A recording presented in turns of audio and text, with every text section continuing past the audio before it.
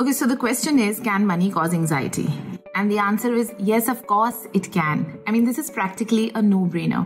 When I say the words money and anxiety in the same sentence, you're already conjuring up images of, negative events that may have happened in your life, or people the experiences that they have gone through and how anxious they were.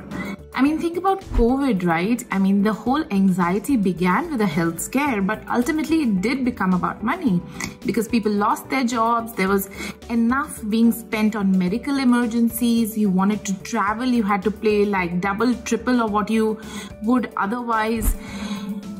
And it did become a very anxious situation financially as well. However, money anxieties don't come only from negative experiences and events in one's life. In fact, they also come from deep-seated beliefs that we all have within us.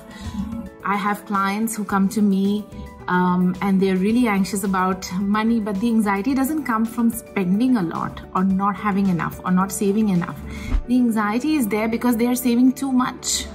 And they're not using their money to have fun. They're not using their money to fulfill the values and desires that define who they are. They're too anxious about saving and about the future. So money anxieties can come not just from negative events, they do come from deep-seated beliefs as well. And all of us harbor some anxiety or the other around money. The problem is that if we let it fester, then the anxiety in certain circumstances can turn to fear. And when you act out of fear and anxiety, you are bound to make decisions which are less than optimum for your financial life and for your life in general. And it doesn't just remain at you and your life, it extends to your family as well. And that is why it is important to overcome these money anxieties. So today we're going to talk about 3 ways in which you can do just that, which is overcome your money anxieties. The first one is boxing up that chimp. What am I talking about? Well, this is a very good book for those who are interested by Professor Steve Peters. It's called The Mind Management, and Professor Peters talks about our inner chimp. All of us have, this part of us which is separate from us, but which resides inside us, which he calls our inner chimp. And this is the highly emotional, very instinctive, very uncontrollable part of us, which gets triggered, especially in anxious situations.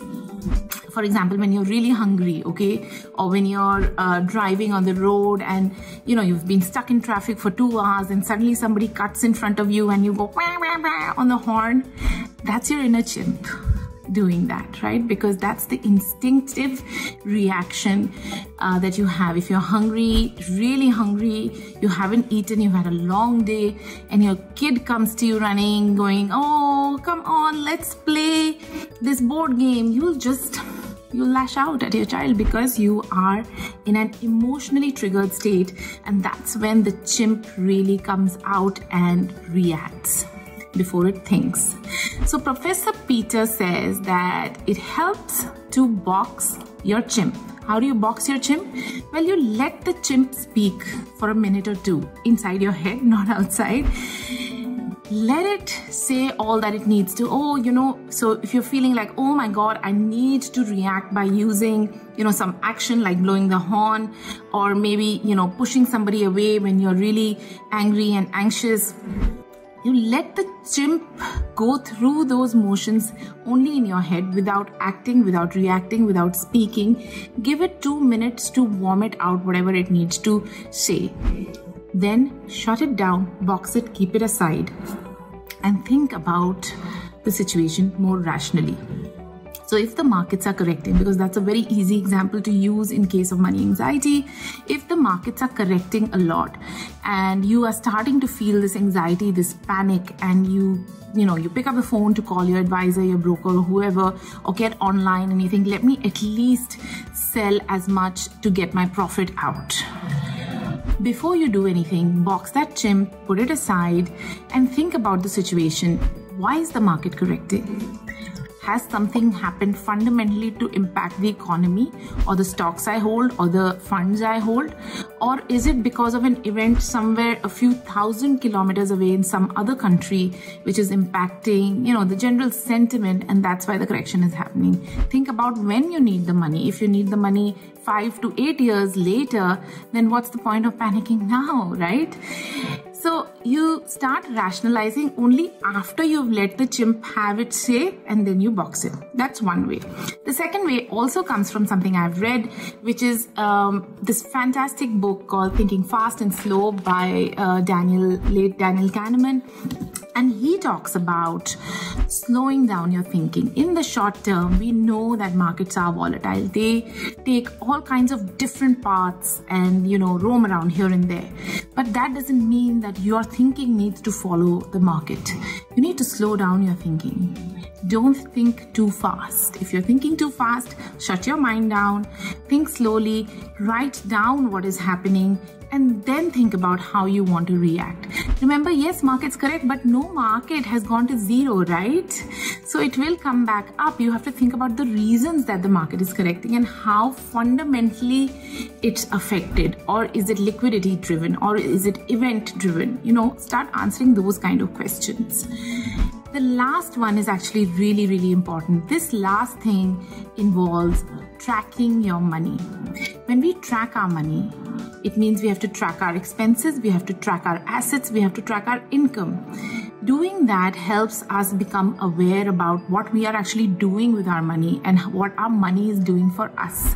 Tracking expenses is really very, very important. I can't stress the importance of it if you suffer from money anxieties, because it makes us aware about how we are using the money that we are spending so much time to earn.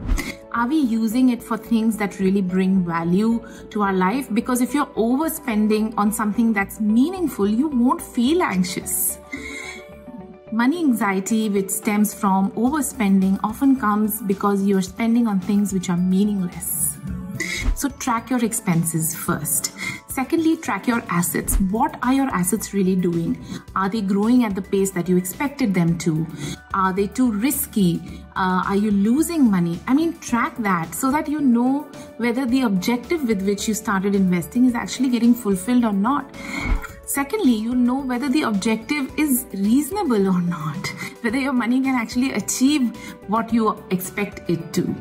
And of course, track your income, because your income tells you whether what efforts you're putting in are deriving and what value those efforts are deriving. So you need to understand the growth of your income as well, and whether it has been in line with how much value you're putting into your work. So remember, money anxieties don't necessarily stem from negative events and experiences. They also are inside us deep-seated beliefs which are giving rise to some of these anxieties. And it doesn't always have to do with something going wrong. In fact, a lot of money anxieties come from doing things right, but to an extreme that's actually not good for you. So do these three things: box up that chimp, that unruly voice inside your head that's, making you react impulsively. Secondly, slow down your thinking. There is no hurry. Take your time before you decide which way to go.